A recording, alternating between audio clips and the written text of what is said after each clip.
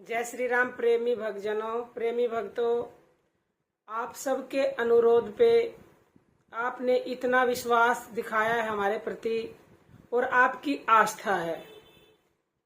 काफी समय से कमेंट आ रहे हैं कि माता जी आप अपनी फोटो डाल दीजिए, आप लाइव आ जाइए, आप हमें दर्शन दीजिए।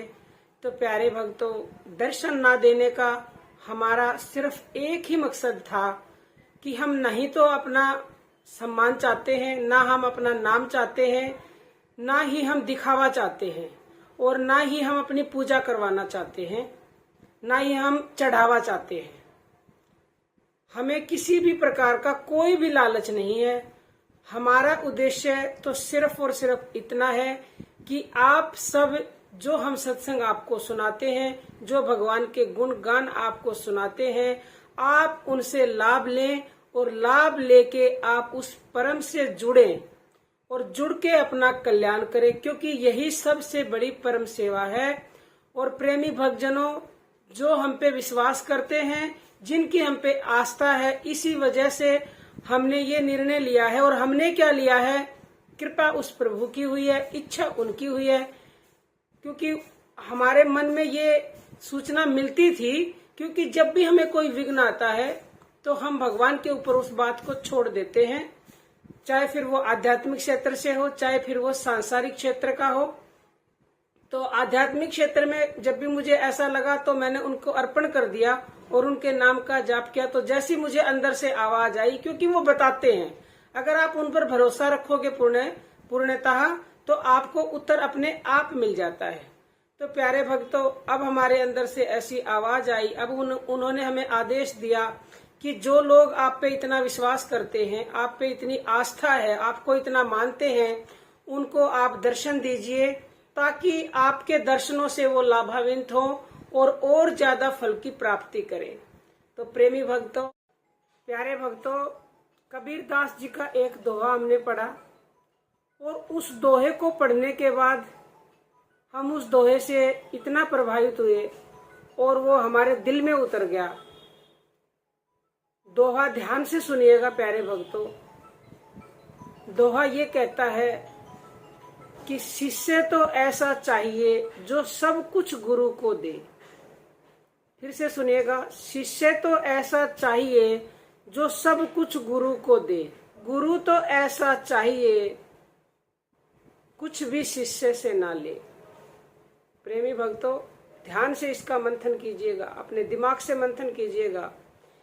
शिष्य तो ऐसा चाहिए जो सब कुछ गुरु को दे, यानी अपना तन मन धन सब गुरु को अर्पण कर दे और जो गुरु वचन बोले उन वचनों पे पूर्णतः विश्वास करे, श्रद्धा रखे, भाव रखे और गुरु को ही भगवान माने। हम अपने लिए नहीं कह रहे कि आप हमें भगवान मानिए, सभी गुरुओं के प्रति ये बात है। क्योंकि कबीर दास जी ने कहा, इतने बड़े संत हुए कबीर दास जी।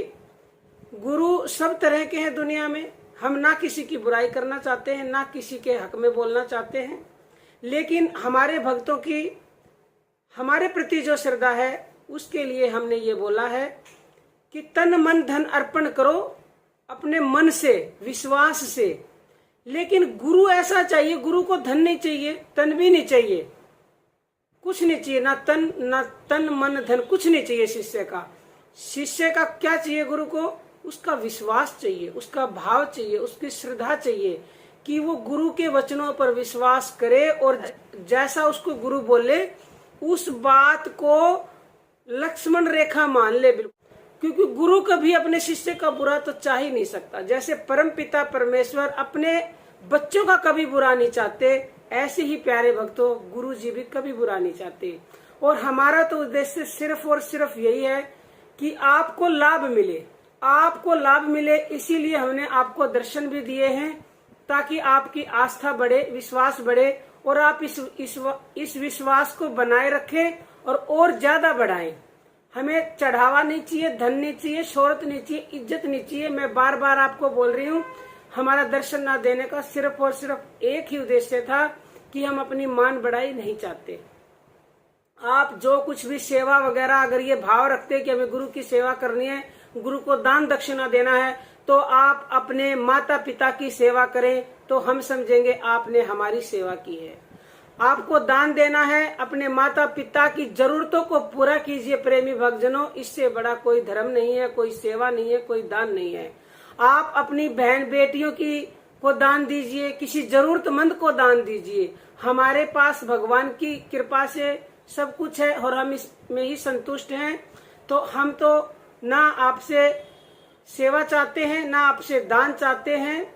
आप दान दें, अपने जरूरतमंद को दे, अपनी बहन बेटियों को दे, अपने माता पिता को दे, या फिर आप सेवा करना चाहते हैं तो अपने बुजुर्गों की सेवा करें, तो हमें बहुत ज्यादा खुशी होगी और हम हमारे दिल से आपके लिए दुआ निकलेगी कि हमारे कहने से आपने कुछ बदलाव किया और अपने बुजुर्गों की सेवा की। और बुजुर्गों की जो दुआएं निकलती हैं वो समझो भगवान की दुआ है, भगवान के वचन है। अगर कोई समझेगा मानेगा तो हम समझेंगे। हमारा दर्शन देना धन्य हो गया प्रेमी भक्तों।